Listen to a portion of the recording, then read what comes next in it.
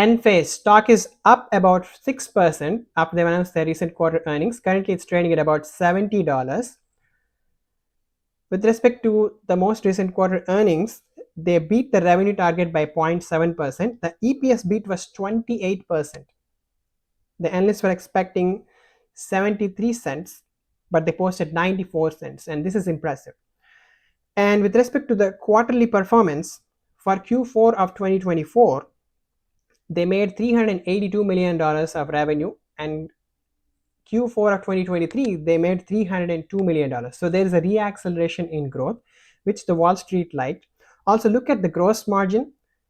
It was 50.3% Q4 of 2023, and now it's 53%. So there's a gross margin expansion, which is good news. So this has fueled the stock upwards.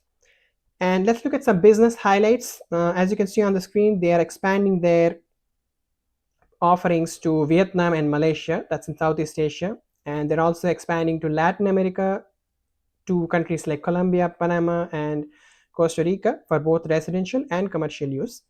And they're also participating in a 2.2 megawatt solar project in Belgium, and also participating in the development that's going on in the solar industry in India. So that's all good news. And financial outlook for financial year 2025 first quarter, they are guiding for 340 million to 380 million in the Q1 of 2025. And for the Q1 of 2024, it was $263 million. So that's a good improvement. That's about 29 to 44% year over year growth. But of course, this company's growth has depressed significantly, because let me show you one screenshot that shows the total revenue each quarter. You can see the total revenue dropped so bad in Q4 of 2023 and stayed flat until Q2 of 2024, and slowly it's rising upward. So is this a buy at $70? And for that, I have to show you the valuation. And before I show you the valuation, I want to clarify that this is not financial advice. I'm not qualified to give financial advice. I'm simply recording my thoughts about Enphase. And also, I do own options of Enphase. I used to own Enphase 52 shares at $112 stock price, and I sold them for tax loss harvesting last year, and I'm planning to re-enter this stock in February. So since that is clear, let me show you the valuation. I'm showing reasonable assumptions and great execution cases. I'm estimating $4.2 billion of revenue by 2029. When the interest rates were low, they were making close to $700 million a quarter. That's almost $2.8 billion a year run rate. So I'm estimating that they can get to $4 billion of revenue by 2029, because the energy prices in the US, especially in the US, are increasing, and solar equipment costs are reducing. So it makes sense to buy solar equipment and install it on your roof, especially in the southern states of the US where you have a lot of sun. So that way you can reduce your energy costs, and